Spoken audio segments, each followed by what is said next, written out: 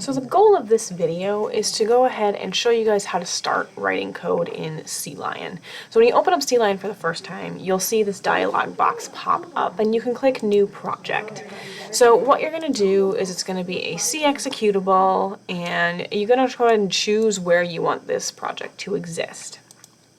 So right now I have it under my C drive, and under users, and EH32, and then box, EAS240, whatever year it is, and then I have a folder called CLion. You're going to have a CLion folder by default in your documents or something along those lines, which is fine.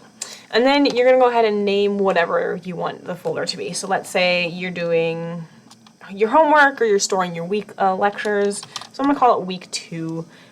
Because it's week 2 lectures. So I'm going to create.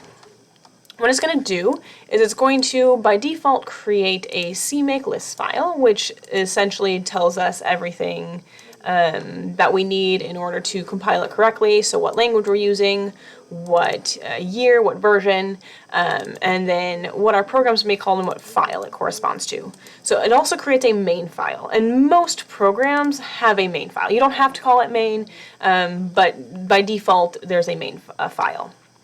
And you can see in this main file we have our standard template, our printf hello world program that we started with. So just to start there, let's go ahead and run our code. Under CMake, you'll see this add executable. And that means it identifies what our program is going to be called and what our source file is called. Because remember, our code is compiled, and then it gives us an executable. So I'm going to run the code in main, and I'm going to name my executable program1. So I've made changes to my CMake list, so you'll see this dialog box pop up over here that says load CMake changes, so I'm going to go ahead and click that. If that doesn't work, you can go ahead and right click on CMake over in your files over here and click reload CMake project. When you do that, you'll see it show up over here. You can click on this icon here, say program1, and press run. And there we go.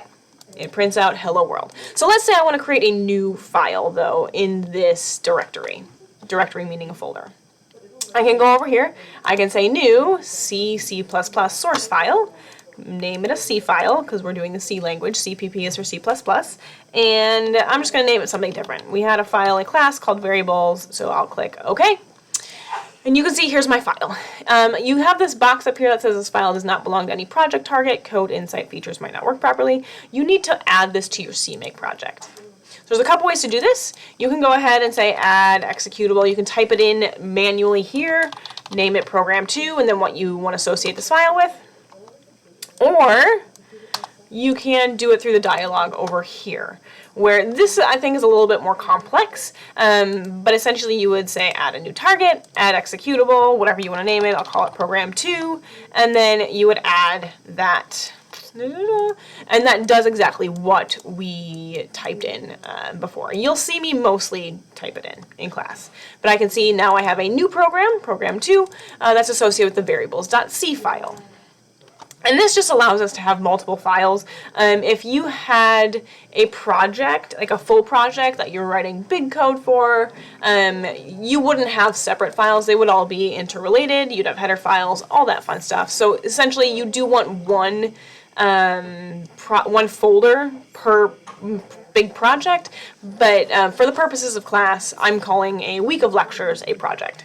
So then you can go ahead and write your code. So include stdio.h int main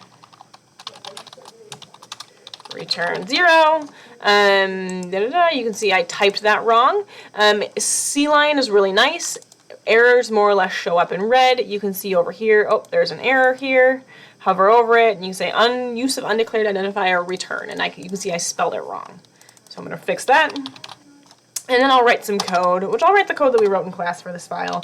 So int var, I'm going to printf, enter in a number. Then I'm going to scanf that number. And once again, if there's any errors, it will tell you. So I'm going to do this on purpose. Printf, you entered in the number %d \n var. Okay, so I've got a bunch of different errors. You can see over here, once again, work your way through all these red errors. Sometimes you'll see these light bulbs pop up, and it's also another indicator that maybe you want to try something different.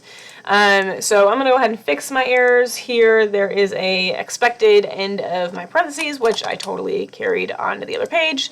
You can see the squiggly thing also shows up, which just says don't use scanf, use something else. That's beyond the scope of this course. We're going to focus on scanf in this class.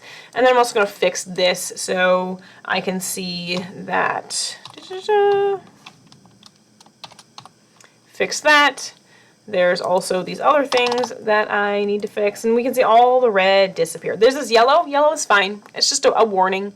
And we're going to more or less ignore warnings. You can read them and you can try to understand them, but we're going to more or less ignore warnings. So here I have no more red. My code is put together. I can go ahead and run it. So I'm going to save my file, and here in program 2, remember in CLion, this variables.c file is associated with program 2, so I'm going to go up here to program 2 and run program 2. The user's waiting for a number. I'll enter in 45, and it says you entered in the number 45. If you ever want to open a new project, you can go ahead, go up to this hamburger style lines. You can say new project, same thing, see executable, figure out what you want to name that folder. Maybe you're getting up to week 3 lectures. C11 is fine. It'll say, okay, do you want to open it in this window, new window, open it in this window, and then you just go through the same process. And note every new project has a CMakeList file and a main.c file where you write your code. You can add files, just like I mentioned, to any set and keep chugging your way through your code and running your code.